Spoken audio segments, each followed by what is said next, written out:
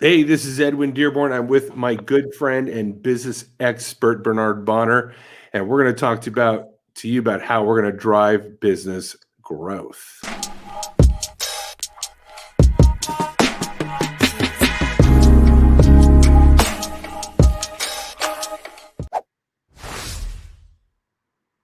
All right, Bernard. So, man, I'm so happy to have you on the show.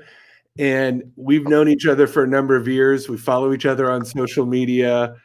We align a lot on a lot of different harmonics, if you will, Definitely, about definitely.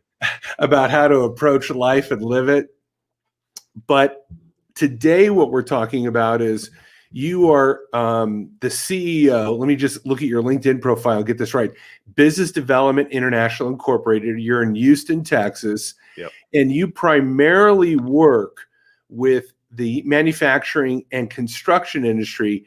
And you offer trained and diverse set of executives, consultants, and staff with one purpose. And I'm just reading this from your profile to empower the world's small to medium sized business owners and their employees with the know-how using tools, training, procedures, and motivation proven to provide growth and prosperity. So I know that I've known your process for a while. You start with an analysis, mainly with these manufacturing and construction businesses. Now, I know you've worked with a wide variety of businesses over the decades, but I think that's kind of the niche that you focus on. Is that Yeah, correct? them in transportation too, because it's pretty much the same. Because what's great about what we do is the transportation, manufacturing, contractor, construction industry. You can see immediate results. I mean, literally that day. Okay, because they're production-based businesses. It's not like a retail. We've got to wait for somebody to walk in and buy something from you, so on and so forth. So the results are literally overnight with those type of organizations and businesses. That's phenomenal. So, unlike some businesses, you're able to go in and just start creating profits right away. Right away. And how we begin that process is what we call a business analysis. Now, here's some key points, Edwin, that I'll talk to you about. Please. Every business owner knows what their problems are. True. Okay. True. They've been living it, they've been experiencing it, they've been dealing with it for years. And the thing that I have to remind the business owner about is this. Well, that's not the game to know about the problems. The game is, how do you resolve them? And the business owner or the business will not grow beyond the business owner's level of understanding of what he needs to do to handle the existing problems. That's I think that's a keen insight right there, is like he's pegged at the exact point of his lack of understanding of how to solve the He's problem. stuck. He's stuck. Okay. So your analysis basically finds out where he's at, what he's stuck on, and then obviously what knowledge he would need to go to the next level. Yes, because here's the missing link. I've never seen a business owner not know the problems, but does he understand the in-depthness of the problem? Good point. That's number one. Does Okay. he also understand how much the problem is costing him in terms of additional sales or lost profitability? Totally agreed. Totally agreed. Okay. And here's the key point of it all. Does he understand why the problem exists? And here's something that I'll remind you of because you're in the industry.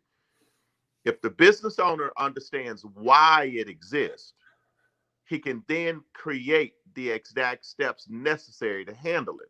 The business owner always knows the problem, but he doesn't know the why in terms of why the problem exists. So what'll happen is the business owner will see a problem and he'll immediately attack the problem. An example of that would be just a quick story. Let's say the business owner has a boat, and then all of a sudden he sees a problem. Wow, water coming into the boat or a hole in the boat. Right. So what the business owner generally does is he attacks the problem. Hey, everybody on the boat, start bailing water out of the boat. What the business owners fail to do is investigate and find out, wait a minute, water's coming on board. Why? oh shit, I've got a hole in the boat. Right. So while you're getting people to bail, you've got to also address the why the problem existed. And 9.99 of business owners, as it relates to their problems, understand that their problems exist, but they don't understand why they exist, nor have the tools to find out. Okay, good.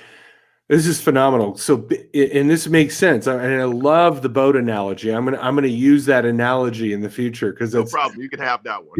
yeah, because it's so real.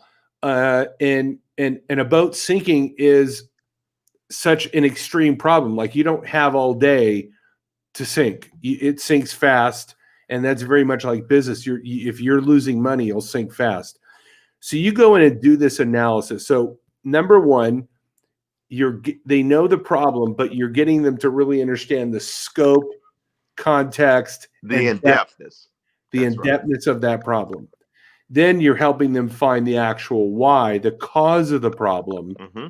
So they're not just attacking the problem, coping every day. They're attacking the why of the problem and resolving that. And you're giving them the know-how of, okay, now I know why, but what's the technology or know-how that I need? Yes. And then the last part of the analysis, once they understand the problems, how much the problems are costing them, why they exist, we then present to them in the analysis what are the exact steps that need to be done given the existing situation that the business owner is in to resolve those issues and problems. Some business owners might be in a situation where they are lacking resources, which we would call dollars. Some business owners might be in a situation where they may not have the expertise in-house with them, may have a minimum amount of employees. You've got to come up with a game plan that still gets the owner out of that situation, given the existing circumstances that they're in. Yeah. Yeah, that makes total sense. Yeah. You've got to assess what resources can I do to start fixing that problem. That's right. Because, and when you break it down like that, then that makes a lot of sense to the business owner. And then he's no longer, confused, because the business owner, you have to remember the business is his baby. It's his baby. He birthed it. He feeds it every day. Uh, you know, he's probably paying 12 to 50 employees, but when they don't do something, he's got to step in and get it done because it's still his child. Okay, so he cares a lot about that business, but unfortunately, he gets into the trap of the business. And that's the thing that a lot of small businesses owners don't realize and understand. And when I say small business in America is considered anything $50 million and under. Mm-hmm. Okay. So when I'm at a cattle rancher in Midland, Texas, and he tells me, son, I'm a small business and he's doing $24 million in revenue, he's right. Okay. Yes. He's right. And that's and you can have another person who's doing only $500,000 in revenue and got 4 employees. It's all the same game, and it's all the same issues that they all deal with. The business owner is generally very knowledgeable in sales as it relates to his particular service or product that he's providing. He doesn't understand all the other things that come with the business of running a business. Yeah. And what the business owner tries to do to make up for that lack of knowledge, he goes out and hires people. But he doesn't really know who to hire if he's never done it successfully before. So true. So he's thinking that he's solving the problem, but he's really creating a bigger hole for himself. Totally. And unfortunately, all the business experts and all the people out here, are telling them, oh, well, hey, just go hire someone. And here's the thing that I'll tell business owners all the time. Okay, great. You want a Michael Jordan. Well, how many Michael Jordans exist on this planet? I only know of one. Right. And why would that Michael Jordan come in and run your business? Because if he's really a Michael Jordan, you can't afford him or he's running his own. So that's the trap that the business owner will fall into. And every time. I don't care whether you're just starting off. I don't care if you've been in business for 50 years. it's the same scenario over and over. And, in terms of if me and you were to talk as consultants, because we understand certain things, it's just simply that the business owner or the second or third generation owner is trying to figure out how to make that organization be able to function without him being there. It's so true. And, you bring up some really good points, which is you're not going to hire a Michael Jordan. You're not going to hire a superstar. And everybody thinks that there's this dream employee that's going to come in that they And could save do the it day. and save the day versus having a process to actually train and make a good employee.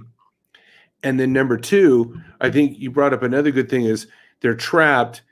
And that's part of the game is when you create a business, you're also creating traps. But if you understand the traps and where they are and how they work, and then develop a system and process to get out of the trap, you eventually get up to what you refer to as phase two, where you're not in the business running it.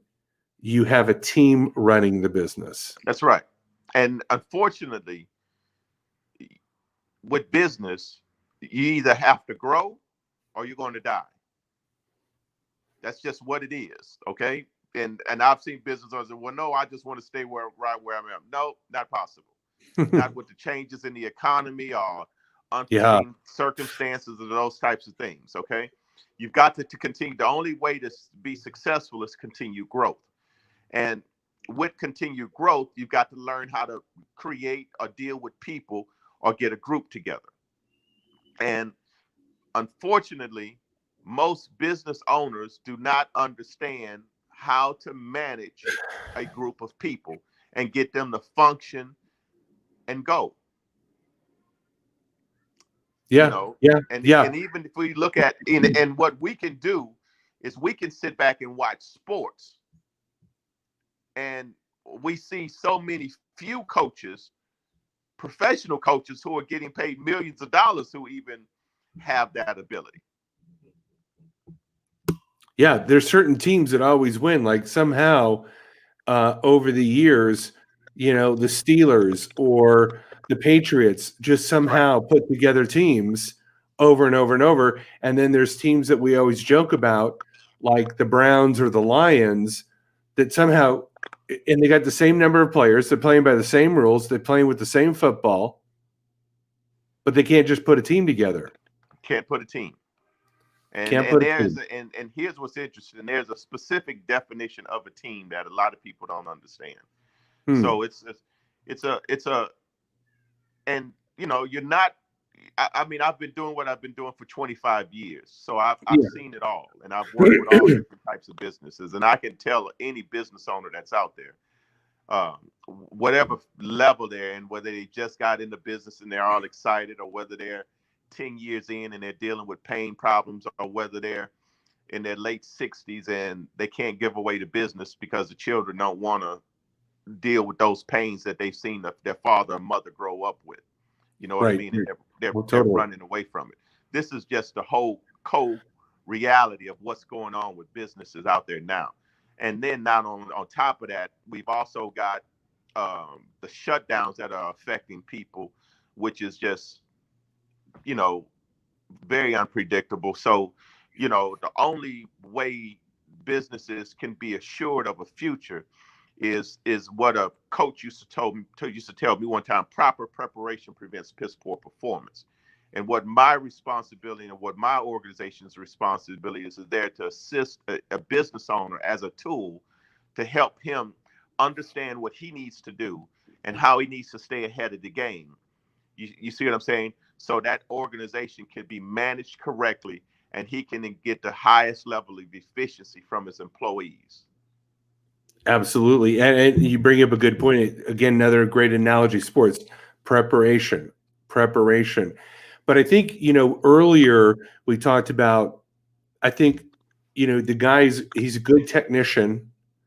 He's a good salesperson. He knows how to fill up his book of business, but then he gets a little overwhelmed, doesn't know how to hire people, hires the wrong people, or hires the right people and doesn't train them, doesn't know anything about business. and now he's built in a really expensive trap. That's the game. That's Yeah. the game. And that's the thing that, and you're going to have some guys that are more successful than others in terms of what they can handle. Some guys can handle $1 million worth of confusion. Some can handle $5 million worth of confusion. I've seen some guys literally handling $50 million worth of confusion. But it's the same thing at different levels. Okay. The individual person is still doesn't know what to do or doesn't know what to handle. And here's the thing that also happens sometimes with business owners in terms of how they have a way out. Sometimes you don't have to know how to do everything, but you have to you have to have people within your organization executing it. So if the people are trained and they know what to do and how to do it, well, you really don't know how to have to do it because now the people are there doing it already. And that's where consulting or consultants come in to assist business owners. You know, no company in America that, and let's say this, every company in America started at one place, zero. Very true. Okay. Everybody started at zero. Everybody started in a garage or on a laptop or something. So how do those companies go from $0 to multi-million to hundreds of millions of dollars? Easy. They have a great product or service that's in demand.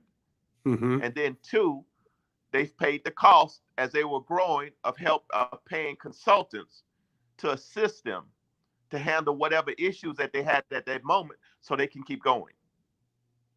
You know, that's a great point. I've never really looked at it that way, but you're right. Everybody started at zero, but yes, at some point they brought on mentors, consultants, business coaches, outside help to go, I'm missing something. I'm bad at something.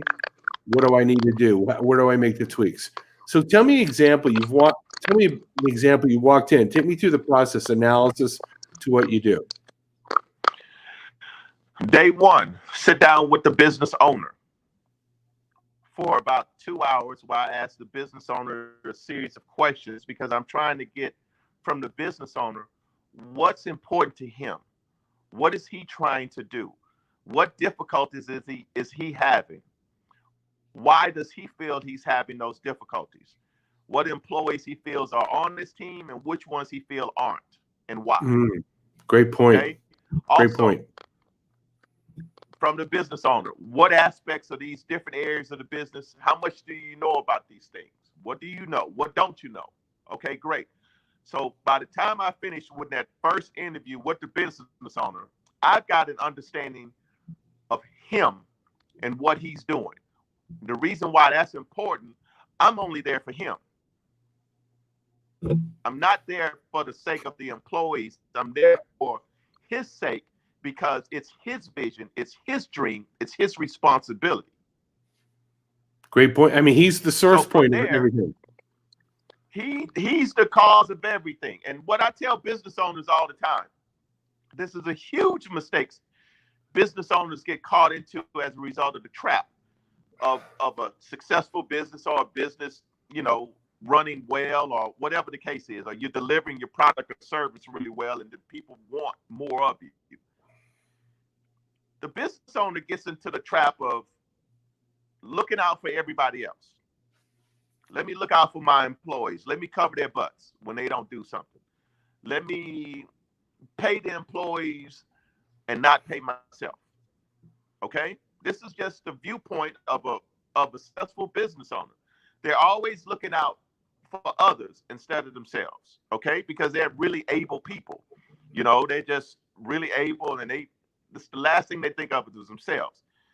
Unfortunately, in business, if the source point of the business owner is not doing well, that opens the door for everyone else to be negatively affected.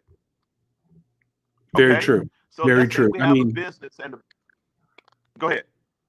I think what you bring up is if it's if the top of the organization is negative or overwhelmed, it trickles down very rapidly and very transparently.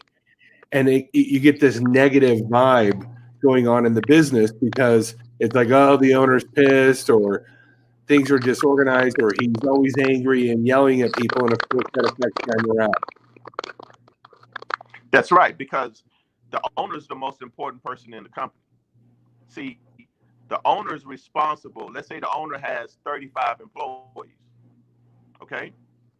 So now the owner is directly responsible with 35 employees for now probably 1,500 to 1,700 people. He's got to take care of his employees. He's got to take care, and those employees' paycheck takes care of their spouses and children. Then he's got to take care of his market, his customers, his vendors. So this is the effect that a business has. It just isn't 35 people. You're affecting 1,500, 2,000 people. That's and very, if very the business owner is not doing well, you're now opening the door for those 1,500 people to be negatively affected. That's a very good, broad view, responsible view. So without naming names or a company for obvious reasons, give me an example of how you came in and kind of some of the growth that you drove, some of the problems that you helped them spot and resolve. Wow. So I'll give you a recent client that we just took on. I'll give you another one. And my clients love for me to share their names. Okay. There's a company in if you Hawaii, can, if you want to, I'm fine. Yeah. Called Tnt Tinting, and the business owner is a guy named Tommy Silva. And Tommy's a very, very good friend of mine. But I think we first started working with him in 2004. We went in and we did an analysis for him. But what Tommy's problem was at the time was that Tommy was a business owner who had been in business for 20 years. And he was tinting car windows. And he was the largest in the city of on the state of Oahu in Honolulu County. Okay. The problem Tommy was having that he was working 40 to 50 hours a week, and he wasn't he was making a good salary, but he wasn't really making a profit, and he couldn't get away from the business. Okay, couldn't get away from the business.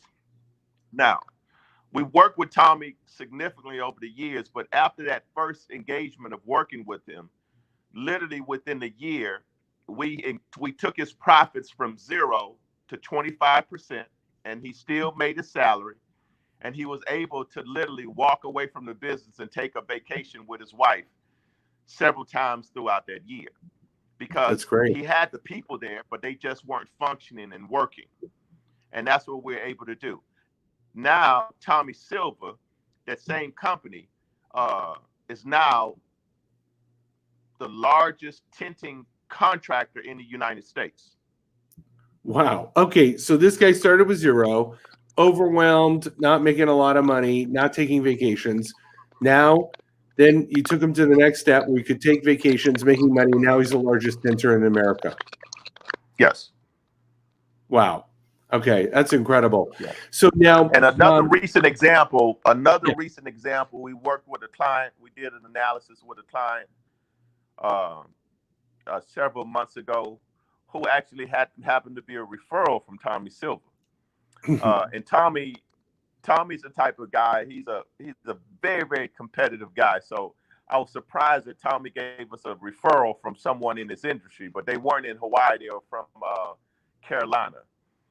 But anyway, we worked. It was a young lady. She had been in business for 8 years. She was a very, very aggressive business owner, in the sense that the day we walked in the door, look, I need help.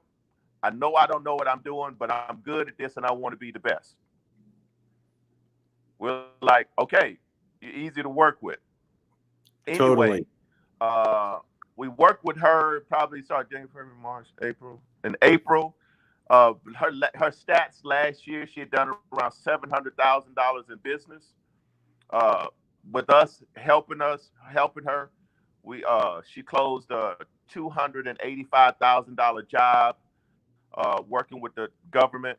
So right now, year to date, she's riding about 1.2 million, 1.3 million with a 30% net return.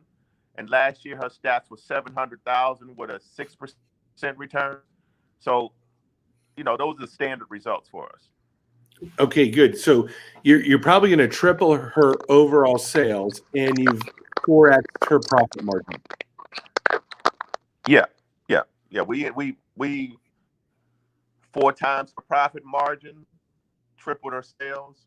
And here's the thing, those are not, people might say, wow, how did you do that? Well, if you know what you're doing, you can get it done. And if you have a person who's very interested in succeeding, it's really easy. I totally agree with you. Somebody asked me the other day, they go, who's your ideal audience? I said the ambitious. If you're ambitious to grow, you're easy to work with. But you're going to fight me and be negative, it's not going to happen. So Bernard, Yeah. What's the best way that people can find out about you? Easy. People can go to our website at www.bdiwebsite.com, or you can send us a direct email at info@bdiwebsite.com. And you can see what our services are, how we help people. We actually have several videos on there working with Mr. Silver. We worked with him throughout the years because as he's grown, he's had different issues that he's needed help with. But that's how someone can reach us. And then also, we have an open door policy. So I always give out my personal cell number, which is area code 713-256-7621. If a person wants to speak with me directly. But if not, you can email us at info@bdiwebsite.com or visit our website at www.bdiwebsite.com. Good. You see the little ticker below. There's Bernard's website, bdiwebsite.com. And okay, so if you probably get a lot of skepticism as a consultant, going, I've had consultants before and it didn't work. Is that correct? Yeah, So what I tell the guy with that is simple. Well, yeah, every restaurant that you eat at isn't great either. And here's the thing. I'm not necessarily concerned about the skepticism because, when we work with the client for our analysis, we don't charge a retainer up front. We're paid at the end of the analysis. Have we done a good job? Are you satisfied with what we've done? Yeah, okay, great, pay us. Because from our viewpoint, that's standard business. You go in, you produce the results, then you get paid. So I don't mind skepticism because, I think that every business owner should protect his baby to some degree. And if you're a consultant and you're really good, you can blow away the skepticism as long as you have the opportunity to do your job. That's a great exchange level. I love that. Great. So the best industries for you love working with, obviously tinters, construction, manufacturing. What are some other industries that you kind of like really do well in, that you feel Well, you're kind like of we love transportation companies, logistics companies, and the reason why we love those type of companies are, and any type of contractor, if you have a service that you're selling and you have people that are responsible for selling or producing your service, we can really, really help with that, because what we do is we really help you overcome the people problem. And, unfortunately, a business is people, and the most successful businesses, even though we've got some great technology coming out nowadays, streamlining things and making us less the people dependent. But for you to really grow an organization and start making some real money, you're going to have to start adding people. And what we do is we're really good at assisting you in terms of getting people coordinated, organized, so you can control the outcomes that you need to have to improve your way of life, which is the real reason why a person or individual gets into business. That's awesome. And that is the reason why they get into business. They want to elevate their life, but then they get caught in the traps, and you can actually help them dig out. So Bernard, I want to thank you for your time. You've given us and myself a lot of insight.